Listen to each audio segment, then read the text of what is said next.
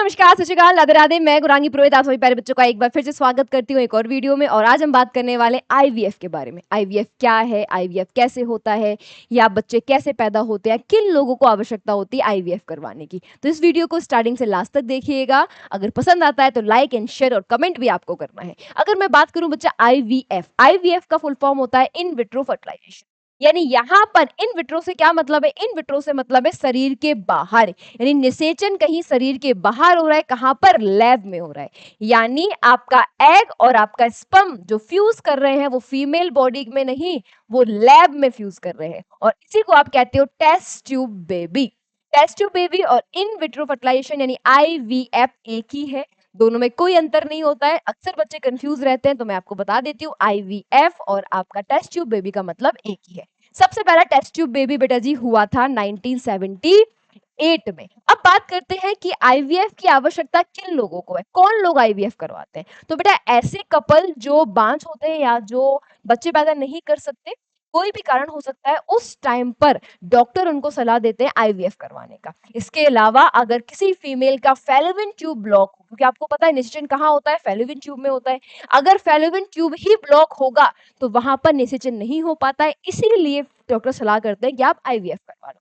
इसके अलावा अगर किसी फीमेल के अंदर ओवुलेशन की प्रॉब्लम है, एग अच्छे से रिलीज नहीं हो पाता है, अंडोत्सर्ग की प्रॉब्लम हो रही है, तो उस टाइम पर भी आईवीएफ की सलाह दी जाती है। इसके अलावा अगर कोई मेल है और उसके अंदर जिसके उनके स्पर्म काउंट है, यानी उनके स्पर्म है संख्या कम है, या स्पर्म हेल्दी नहीं है, या वो अंड कोशिका को भेदने के लिए सक्षम नहीं है, तो उस टाइम पर भी आईवीएफ करवाने की सलाह दी जाती है। या फिर कोई ऐसा रीजन हो सकता है जो डॉक्टर आइडेंटिफाई नहीं कर पा रहे हैं, उस टाइम पर भी आईवीएफ की ही सलाह दी जाती है। अब अगर मैं बात करूं तो बेटा आपको पता है कि फीमेल के अंदर हर महीने एक एग रिलीज होता है। अब हम कोई चीज बाहर करवा रहे हैं, आपको पता है कोई ना कोई प्रॉब्लम होगी तभी हम आईवीएफ करवा रहे हैं, तो उस टाइम पर क्या करवाते हैं, हमें फीमेल बॉडी के अंदर एग की संख्या ज्यादा चाहिए होती है। सामान्यतः एक निकलता है, एक एग निकलता है, लेकिन जब हमें ज्यादा एग की आवश्यकता होती है, ज्यादा एग हमें चाहिए होते हैं, तो उस टाइम पर हम फीमेल बॉडी के अंदर एफएसएच हार्मोन का इंजेक्शन दिया जाता है डॉक्टरों के द्वारा, ताकि एक साथ कई जो एग हैं वो क्या हो सके, उनका विकास हो सके। फिर डॉक्टर क्या करते हैं, डॉक्टर अल्ट्रासाउंड के थ्रू उसकी ग्रोथ को चेक करते रहते हैं टाइम टू टाइम। ये इतना आसान नहीं होता बेटा, बहुत कॉम्प्लिकेटेड प्रोसेस होता है, टाइम टेकन प्रोसेस होता है, तो प्लीज पेशेंस से सुनिएगा। ठीक है, तो क्या होंगे, ग्रोथ को अल्ट्रासाउंड के थ्रू देखते रहेंगे, आइडेंटिफाई करते रहेंगे कि कितना ग्रोथ हुआ है, क्या चीजें जो उन्होंने सोचा हुआ है वो प्लान्ड वे में चीजें हो रही हैं या नहीं हो रही है। इसके बाद अगर मैं बात बात करूं आपको कि लैब के अंदर जब शुक्राणु और एग को मिलाया जाता है या रखा जाता है, तो उस टाइम पर भी चेक होती है चीजें। अगर शुक्राणु कमजोर है, अगर शुक्राणु कमजोर है तो हम आईसीएसआई यानी साइटोप्लाज्मिक जो साइटोप्लाज्मिक डायरेक्ट स्पर्म को क्या करते हैं, डालते हैं। उस प्रोसेस को हम आईसीएसआई बोलते हैं।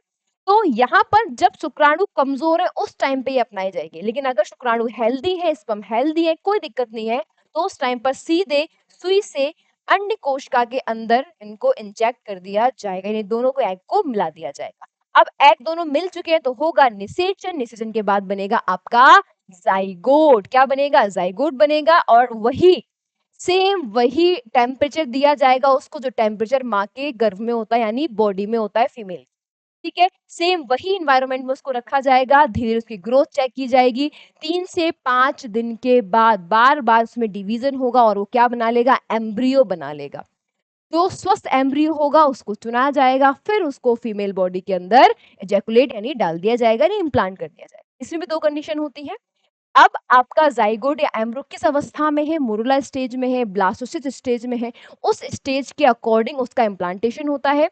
अगर आपका जो जाइगोट है या एम्ब्रियो है, अगर वो उस स्टेज में है जिस स्टेज में नेचुरली हमारा बच्चा फेलोपियन ट्यूब में होता है, तो उस टाइम पर उसको फेलोपियन ट्यूब में ट्रांसफर किया जाएगा। और अगर बच्चा उस अवस्था में है जिस अवस्था में इम्प्लांटेशन होता है, तो उसको डायरेक्ट गर्भाशय के अंदर इम्प्लांट कर दिया जाता है, यानी ब्लास्टोसिस्ट कंडीशन। ठीक है? वो डॉक्टर चेक करते हैं कि 8 से 16 कोशिकाएँ बनी हैं या 32 कोशिकाएँ बनी हैं, वो चेक के अकॉर्डिंग अपना प्रोसेस को अपनाते हैं। और मैंने बता दिया इसी को आप बोलते हो टेस्ट ट्यूब बेबी, इसी प्रोसेस को कहा जाता है टेस्ट ट्यूब बेबी। और बेटा पहले बहुत पेनफुल प्रोसेस था लेकिन अभी डॉक्टर हायर आपको पता है हमारा मेडिकेशन बहुत हाई हो चुका है, तो उस टाइम पर क्या होता है बहुत पेनलेस प्रोसेस को अपनाते हैं ये, फीमेल को बेहोश करने की भी आवश्यकता नहीं पड़ती है। जैसे ही इम्प्लांटेशन हो जाता है, प्रेगनेंसी स्टार्ट हो जाती है, 2 हफ्ते बाद ब्लड का टेस्ट किया जाता है। ब्लड टेस्ट जैसे ही कन्फर्म होता है, तब हमें पता लगता है कि हाँ, अब प्रेगनेंसी स्टार्ट हो चुकी है। कई बार आईवीएफ फेल भी हो जाते हैं क्योंकि फीमेल बॉडी अडॉप्ट नहीं कर पाती उस चीज़ को। तो ये वो अलग कंडीशन होती है। उम्मीद करूँगी कि आपको चीज़ें एकदम क्लियर हो गई होंगी। अगर फिर भी कहीं कोई डाउट रहता है, तो मुझे कमेंट करके ज़रूर पूछिएगा। नेक्स्ट क्लास में आपको मिलेंगे नए वीडियो के साथ। तब तक के लिए खुश रहिए, मुस्कुराते रहिए, अपना प्यार बना के रखिए। नमस्कार, थैंक यू सो मच। जय हिंद।